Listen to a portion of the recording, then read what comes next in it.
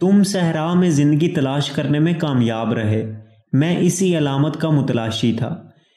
یہ اتنا ضروری کیوں تھا؟ لڑکے نے پوچھا۔ کیونکہ احرام میں مصر صحرا میں گھرے ہوئے ہیں، کیمیاگر نے جواب دیا۔ لڑکا خاموش تھا، اس کا دل بوجھل تھا، وہ گزشتہ رات سے مغموم تھا۔ خزانے کی تلاش کا مطلب تھا فاطمہ سے جدائی۔ میں صحرا سے گزرنے میں تمہاری رہنمائی کروں گا، کیمیاگر بولا، لیکن میں نخلستان میں رہنا چاہتا ہوں۔ لڑکے نے جواب دیا، میں نے فاطمہ کو پا لیا ہے اور وہ میرے لیے دنیا کے کسی بھی خزانے سے زیادہ قیمتی ہے۔ فاطمہ اس صحرا کی بیٹی ہے، کیمیاگر نے جواب دیا۔ وہ جانتی ہے مرد ہمیشہ منزل کی تلاش میں جاتے ہیں، اس امید کے ساتھ کہ وہ واپس لوٹیں گے۔ اس کی بھی یہ خواہش ہے کہ تم بھی اپنی منزل کی تلاش کرو۔ لیکن اگر میں منزل کی تلاش ترک کر کے یہاں رہنا چاہوں تو؟ لڑکے نے پوچھا۔ میں تمہیں بتاتا ہوں کہ پھر کیا ہوگا، کیمیاگر بولا۔ تم نخلستان میں مشاورت کے فرائض سر انجام دو گے، تمہارے پاس پہلے ہی کافی دولت ہے، تم فاطمہ سے شادی کر لو گے اور 1 سال تک بخوشی زندگی گزارو گے۔ تم صحرا سے بھی مانوس ہو جاؤ گے اور نخلستان کے ہر گوشے سے بھی۔ تم نخلستان کے ایک ایک درخت سے آگاہ ہوگے، تم دیکھو گے اور تمہیں معلوم ہوگا کہ دنیا میں ہر شے کیسے آہستہ آہستہ بدل رہی ہے۔ مشاہدے میں پختگی کے ساتھ ہی تمہاری علامات سمجھنے کی صلاحیت بھی بڑھے گی، کیونکہ صحرا بذات خود ایک بہت بڑا مدرسہ ہے۔ کیمیاگر نے توقف کیا۔ دوسرے سال تمہیں خزانے کا خیال آئے گا، علامات اپنے آپ کو ظاہر کریں گی اور تم ان کو نظر انداز کرو گے۔ تمہارے علم سے نخلستان اور اس کے باسی مستفید ہوں گے، سردار تمہارے معتقد ہوں گے اور تمہارے قافلے تمہارے لیے دولت جمع کرنے کا ذریعہ ہوں گے۔ تیسرے سال بھی علامات اپنا ظہور جاری رکھیں گی اور تمہیں تمہاری منزل یاد دلائیں گی۔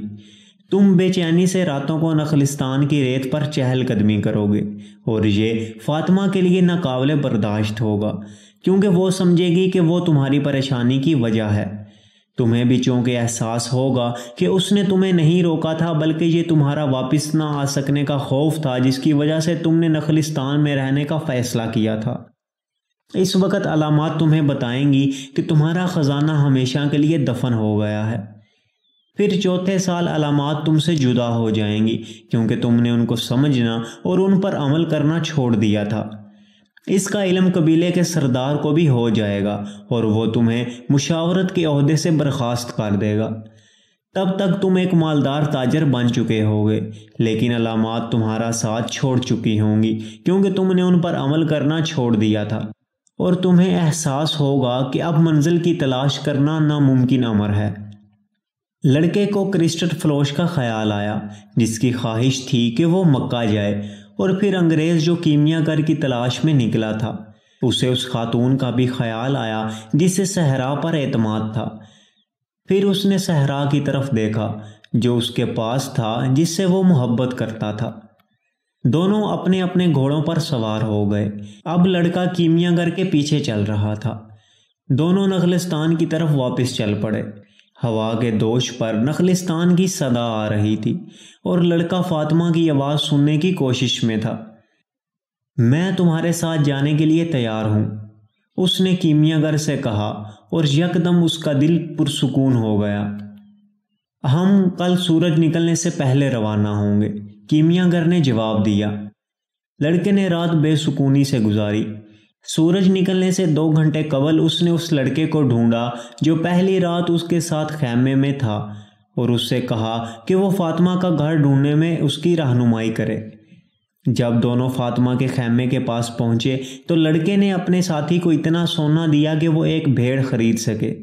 پھر اس نے اس لڑکے سے کہا کہ وہ اندر جا کر فاطمہ کو جگائے اور اسے لڑکے کے آنے کی اطلاع دے۔ جب وہ واپس آیا تو لڑکے نے عربی کو ایک اور بھیڑ کی قیمت جتنا سونا دیا اور کہا کہ وہ چلا جائے۔ فاطمہ خیمے کے دروازے پر ظاہر ہوئی۔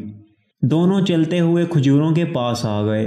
لڑکے کو معلوم تھا کہ یہ بات یہاں کے دستور کے خلاف تھی، لیکن اب اسے اس بات کی فکر نہیں تھی۔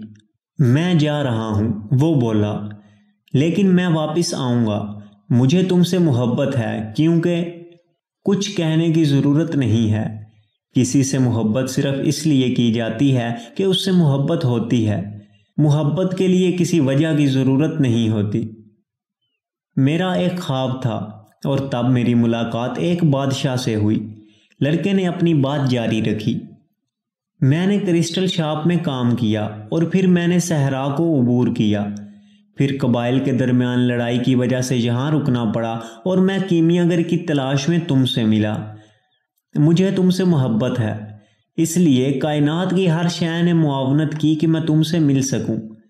دونوں بغل گیر ہوئے اور یہ پہلی دفعہ تھا کہ دونوں نے ایک دوسرے کو چھوا تھا۔ میں واپس آؤں گا، لڑکا بولا۔ اس سے قبل میں صحرا کی طرف خالی نظروں سے دیکھتی تھی۔ فاطمہ بولی، اب ان آنکھوں میں امید ہو گئی۔ میرا باپ بھی صحرا کے سفر پر گیا تھا اور پھر میری ماں کے پاس واپس آ گیا، ہمیشہ کے لیے۔ دونوں واپس مڑے اور لڑکی کے خیمے کی طرف چل پڑے۔ جب وہ خیمے کے دروازے پر پہنچے تو لڑکا بولا، میں بھی اسی طرح واپس آؤں گا جس طرح تمہارا باپ تمہاری ماں کے پاس واپس لوٹ آیا تھا۔ تم رو رہی ہو؟ اس نے فاطمہ کی نمناک آنکھیں دیکھتے ہوئے سوال کیا۔ میں صحرا کی بیٹی ہوں، اس نے اپنی آنکھیں چھپاتے ہوئے جواب دیا۔ بہرحال میں ایک عورت بھی تو ہوں۔ اور وہ خیمے کے اندر چلی گئی۔ صبح کے وقت وہ حسب معمول اپنے کام میں مشغول ہو گئی، لیکن آج سب کچھ بدل چکا تھا۔ یہ نخلستان اس لڑکے سے خالی تھا اور اس کا ماحول اس کے لیے ویسا کبھی نہیں ہوگا جیسا صرف ایک دن قبل تھا۔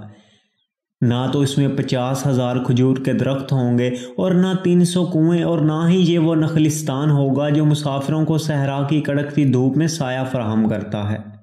فاطمہ کے لیے یہ نخلستان آج کے بعد ایک صحرا کی مانند ہوگا۔ آج کے بعد اس کے لیے اس نخلستان کی نسبت صحرا زیادہ اہم ہوگا، کیونکہ اس صحرا میں ایک ایسا انسان تھا جو اس سے صرف اس لیے محبت کرتا تھا کہ اسے اس سے محبت تھی۔ اس محبت کے لیے کسی وجہ کی ضرورت نہیں تھی۔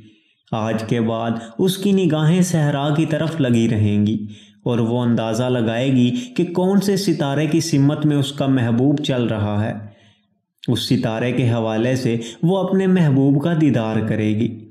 آج کے بعد صحرا اس کے لیے امید کی علامت ہوگا۔